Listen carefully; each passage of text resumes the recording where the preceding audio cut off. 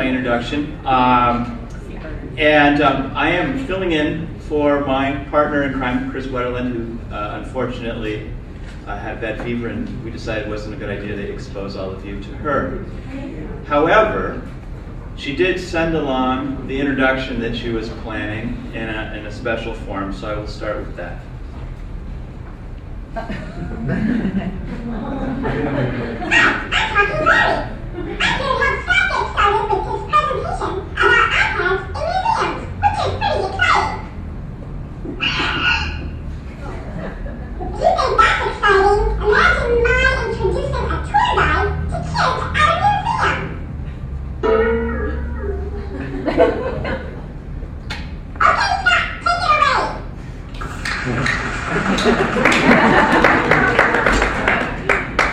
So how many of you know? How many of you own Talking Larry?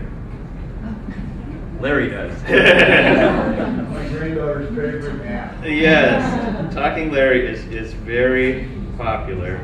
I will just show you. This is Talking Larry in real life.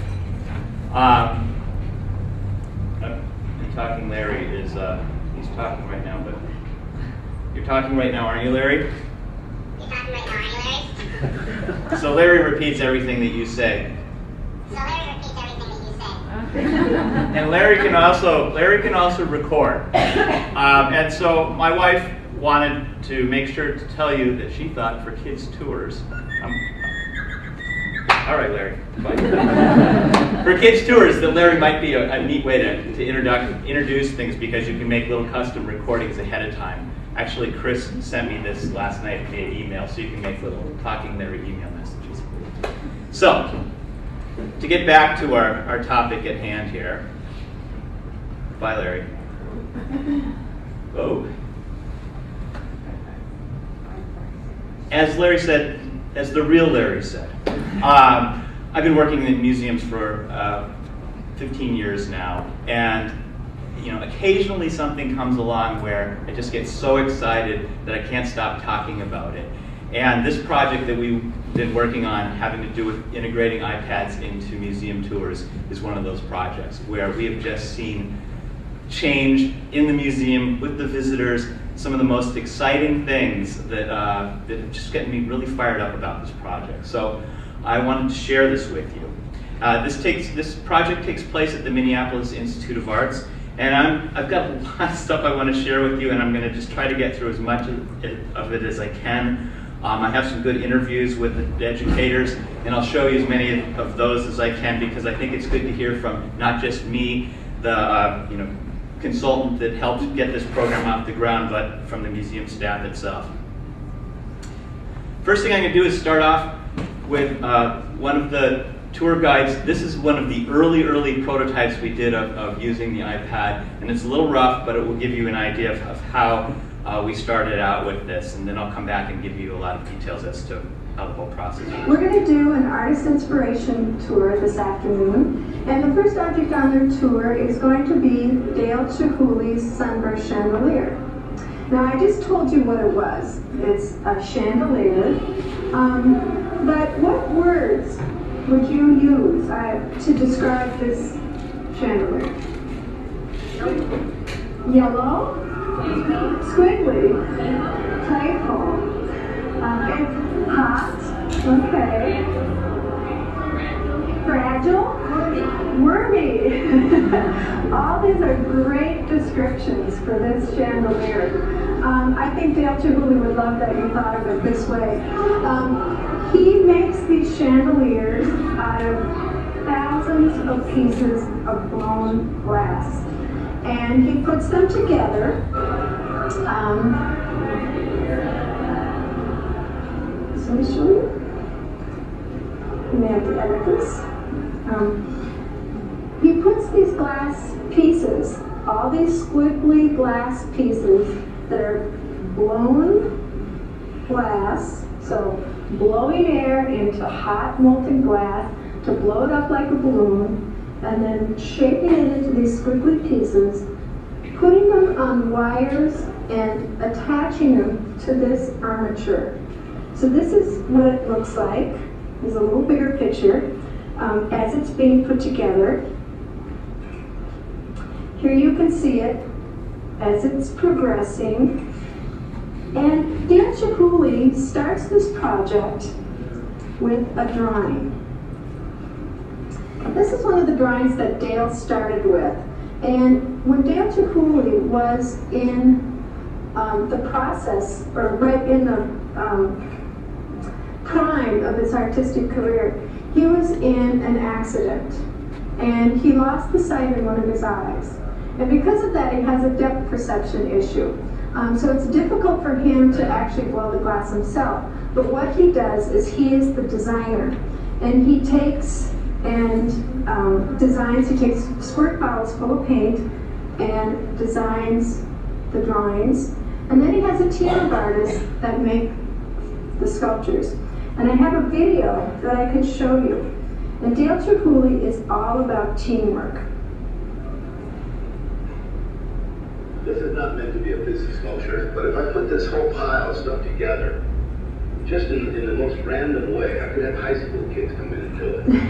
I'm not so sure about high school kids, but he designs it and then he has others put it What I want together. is having something that I think looks good, but I sure don't know what that is yet. Now, if you add 10 pieces here, and the reason I'll be able to build it faster, Can you see that? than most people, is that I will not be making very many judgment calls or a set of calls.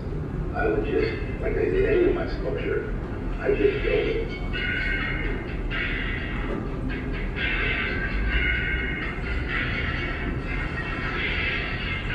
These guys are just moving forwards and all the pictures. Anybody want one of these? Looking great. Looking really nice. Now this is So you get the idea. As I said, this is one of well, I'll talk about, we did a lot of testing, and this is one of our early tests that we videotaped. And there's actually been some good video work done that will be coming out as a part of a publication I'll talk about a little bit later. But I want to talk a little bit about the history that led up to this, because it was important, particularly in this museum, which is this is Minneapolis Institute of Arts, a pretty traditional museum, to get this integrated and working with the docent core very quickly. First of all, the museum has had interactive multimedia kiosks in its gallery since the early 90s. And so the docents, many of them have found little video segments and stuff in the interactive media programs, and they would actually take their tours over and say, here, I want to show you this African mask being danced. Come over to this kiosk. We actually put some, like what we call Easter eggs in the interactive media programs that were tools so that the docents could actually get to things very quickly when they wanted to use those in their certain pieces in their tours. And the museum's experimented with a number of handheld things. They were one of the first museums to do a handheld project with the Apple Newton. In 1998, we launched Arts Connected, which digitized a tremendous amount of assets within the museum's collection.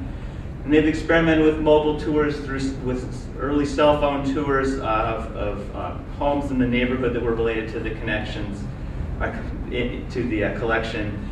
And in 2008, the thing that really started our interest in this program is that Chris and I were doing a presentation about, for a docent symposium, about using technology in their tours, and we were showing how to play and using an iPhone to integrate audio into your tours.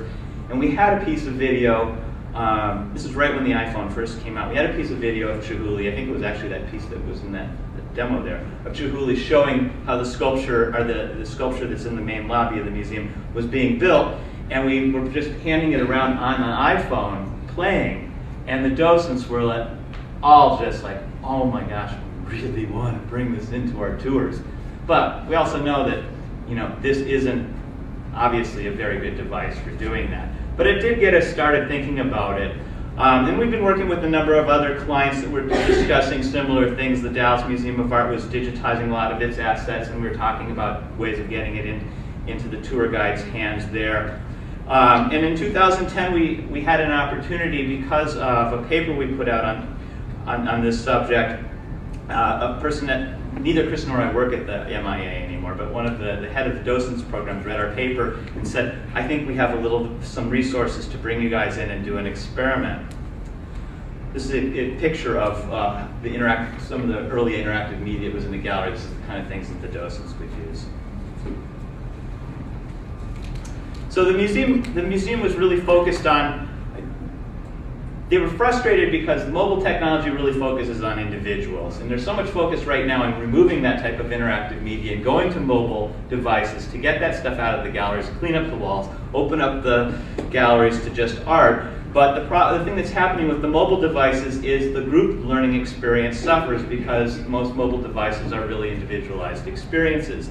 And we know from visitor research that most people come to museums in groups. They don't come alone. They don't come for individualized experiences. So our interest was, what can we do to get a piece of technology into people's hands to do that? We started to work with tablet computers. This is before the iPad was out, but was rumored to be coming. We started to work with HP TouchSmart tablet computers. They failed fairly miserably, but it was enough for us to actually start to free up media and start to figure out what kind of resources we'd want to put on these devices to bring them out to the galleries. But we had a lot of supporting rich media at that point in time. This is one of the Docents. I've got a lot of these little pictures of the Docents out. This one using diagrams of where the mummy was in the tomb, to show where some of these artifacts came from. So we designed a research project to really figure out what was the best practices for bringing tablet-based computers tablets into the galleries and into the hands of docents. And so we looked at 3 different areas. One was different types of response. What was going to be the visitor's response to this technology? What was going to be the docent's response? Most of the docent corps at the MIA is well over 50. Most of them don't use that much technology. So we thought this was going to be potentially a challenge for them. What's the museum educator's response going to be, and how would they embrace the idea? And then the larger museum, and then the larger museum community. And I think we can already tell just from the discussions today, the larger museum community is already starting to think this is an interesting idea. We also looked at what some of the obstacles were, politically, psychologically, physical obstacles, technical obstacles. There's plenty of all of these things. And then we looked at just what logistics we were going to need to overcome, everything from training to how to manage the hardware to how to kind of market this and market other things we were doing with social media and things through the iPad tours, because once you have a piece of technology in the docent's hands, you can do a lot there. So this is kind of our production schedule. We started with the article in 2008 and did the prototyping in 2009. And much to our happiness, the iPad was released in 2010, which gave us, we were just at a point where we hadn't gone far enough with the HP TouchSmart that we were really that committed, and so we were able to move. We actually turned the HP TouchSmart machine into our docking computer for the iPads, so that gave it its ultimate role. This is a docent showing a video of the bronze casting technique in the Chinese bronze area. So these are the 5 phases to the project, and I'll just go through each one of these. First is hardware, media, and app selection, and I've kind of already touched a little bit on that. So we'll just talk about apps. We started out, we looked at all the different apps that were out when the iPad first came out, and obviously there were a lot less than there are today. And it's one of the things I do on a weekly basis is review apps for giving tours. And there still aren't really great ones out there. Each one has some kind of weakness. What we ended up doing, and they're still doing today at the MIA, and works pretty well, is using the apps that come right on board the iPad. And I'm just going to go through quickly and show you. They've simplified the iPads for the docents, and this is basically what the screen looks like and what they've really kind of limited it to, and everything else has been taken off just to make it so they don't become complicated, messy machines. Each time they're redocked, they're brought back to this state, basically. So photos and graphics, we just use the photo tool. This is become one of the most problematic areas. This isn't a great tool when you have thousands of photos. It's also not a great tool when you want to have one photo that's in multiple collections or multiple tours, which you obviously will want to do. Or if you try to organize tours by people and have the same thing in multiple places. But it works. This is what they're currently working with. One of the things we found most interesting is the images. We thought dynamic media would be the thing that was the most interesting and the most powerful for the docents and the users. We found that not to be the case, that the still images are actually the most exciting part, if they're high res. And this is a really good example. This drinking cup, it's about this big. It's in a glass case. It's in a dimly lit room, like most things are in museums. And one of the things that you really want to point out to people is the statue on the top. Well, the statue on the top is only this big. But the statue on top is really interesting, especially when you can pinch and zoom in on the iPad screen on the same image and draw people's attention to little details like the intricacy of the chains holding the three-headed dog.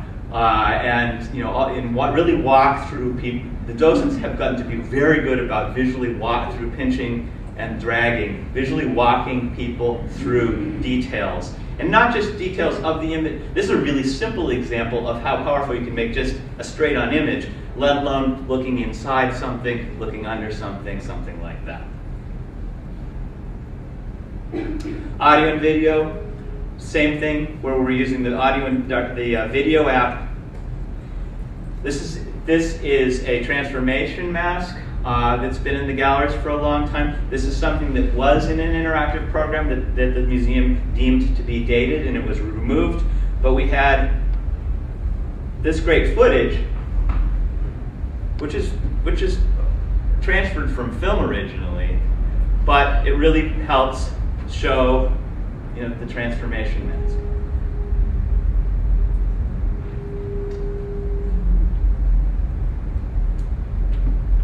This is silent. As we'll show later on, a lot of the audio is one of the weaker parts, and the docents have actually found either they leave it to be silent or they will narrate themselves over the top of it rather than try to use the narration that's on the audio or on the video. We found that the iPod app, which is kind of confusing because it's on an iPad, but it's the iPod on the iPad, is a very good tool for organizing video and audio assets because you can make playlists. And with playlists, you actually can have the same audio file in multiple playlists, the same video file in multiple playlists. You can make a whole bunch of different playlists for different tours and organize. The unfortunate thing is, if you could put your photos in there, then you'd have the perfect tool, but you can't. You've got to have your photos, unfortunately, using these tools separately. And this is a limitation that we've worked on a lot to try to figure out different ways around it. I just showed you this. That's the way they had the videos organized. This is the way they have the music that they use in the tours organized. Maps are incredibly powerful. This is a recent acquisition, a drawing of Venice.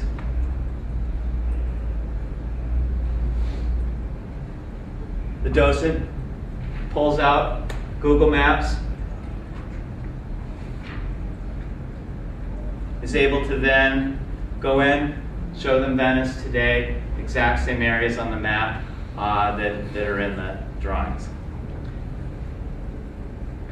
And one of the things that's everything except for the maps, I should have put a dividing line in the presentation. Everything up until that point is onboard media. So you don't have to have Wi-Fi in your galleries. It's all preloaded. You don't have to worry about that, which is, for many museums, a huge deal because not everybody has Wi-Fi in their galleries yet. The Google Maps, obviously, unless you're going to do a screen grab of it, you've got to have that. If you're going to do it dynamically like the docents do, you have to have Wi-Fi in your galleries or a 3G iPad The other thing that our docents have, the ones that have gotten to be very savvy, they're actually responding to things that they hear people in the tours responding to queries, like what is neon? That was one of the things that the educators heard one of the first tours was, what is neon? Well, let's look that up. And then they can immediately find an answer.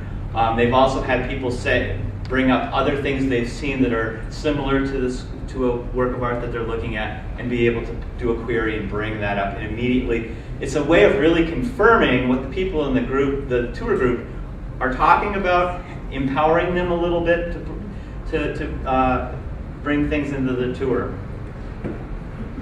So, like I was saying, we've been reviewing apps on an ongoing basis.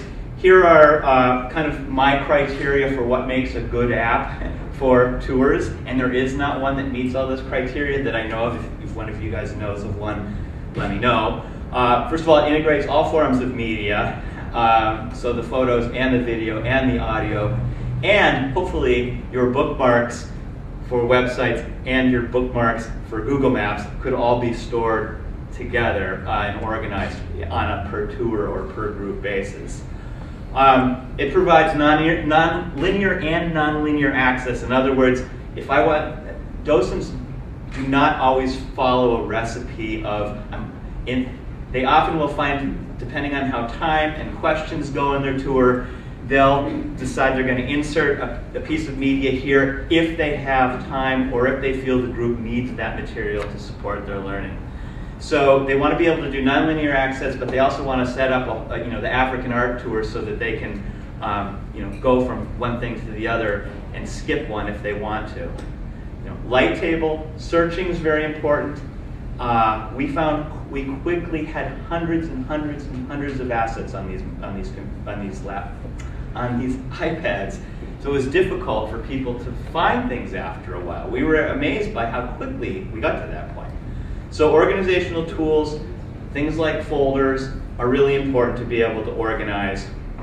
Like I said before, being able to reference onboard media without duplication. And what I mean by this is a lot of the tools you'll find out there require you, for every folder that you're going to have for the African tour and the Asian tour and the decorative arts tour, if you want to have the same image in there, you actually have to put the image on the iPad 3 times. And you don't want that. You really want to have it in one place and be able to make basically an alias of that. And you can do that with with tools where you're actually able to access your iTunes audio and the videos that are brought on there through the video tool and so on. But there aren't that many tools that access those pools of existing media. Ability to add metadata so that you can actually find these things easier. So one of the important things we did with this, and this is kind of that video I showed you, was we took the museum educators, before we wanted to expose the docent core to this, we took the museum educators out and had them work on developing best practices. We had them go out with an observer, with a check sheet, which I can share with you if any of you are interested. But we had an observer go with the docent, watch the docent, watch everything about how they positioned the iPad, how they were manipulating the iPad, if the visitors seemed to be able to see it well enough, if it was loud enough, if you could see the image. Basically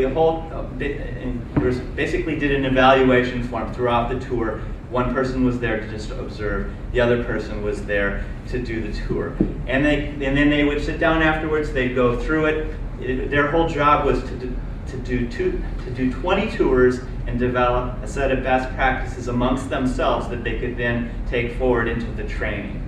Not that they thought they knew everything at that point, but they learned a tremendous amount just doing by not taking the docents immediately into it, by having the educators refine it.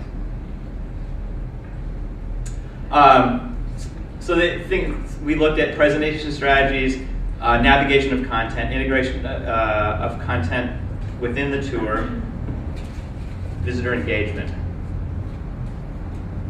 And what we found in those things was the portability of the iPad wasn't difficult. People were worried that carrying that around with them might be a drag. That wasn't a problem.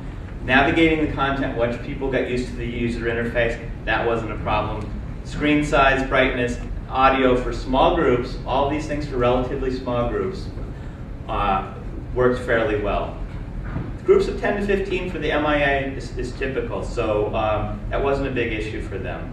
And what they found was that they would show things and you would hear, and I tagged along at many of these tours, you would hear people in the audience go, oh, look at that. You know, you'd actually hear people express, when watching video, you know, amazing signs of enthusiasm, and then be able to, and then watch them immediately go look for the thing that they just saw in the detail or in the video that they had just watched.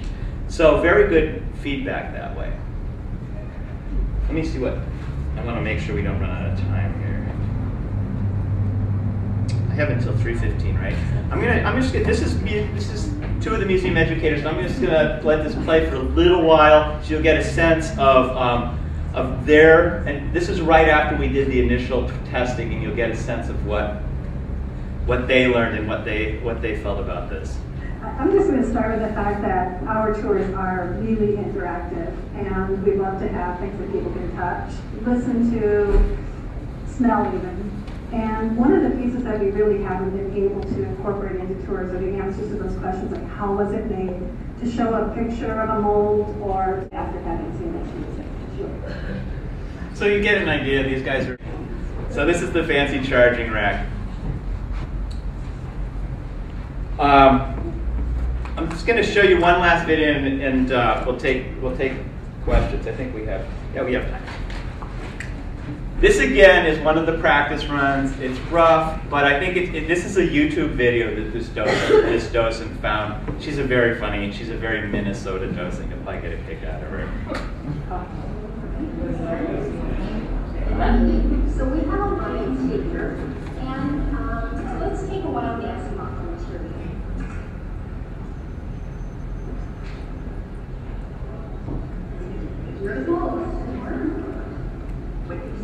What material? Bronze? All pictures.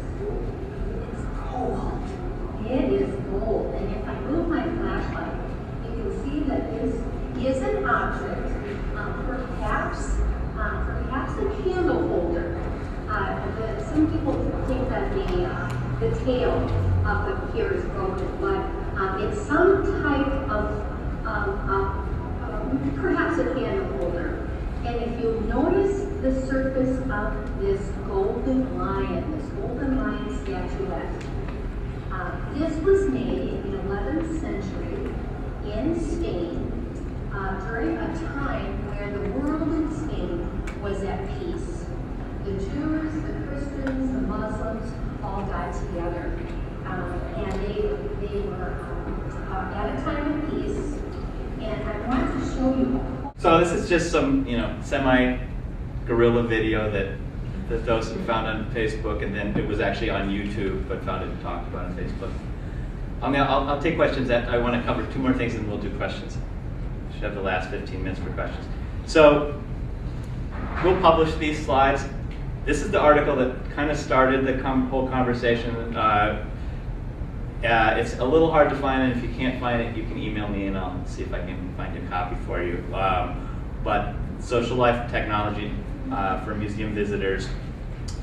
And then this is the new book that's coming out, and we actually have another author, Ted Forbes, who's in the back, who's also got a chapter in this book. It's an ebook. It's going to come out on the 23rd. It actually has our formal research. Most of what I covered is in that chapter. We did have to cut it down a little bit, but most of it's there, including all the survey findings.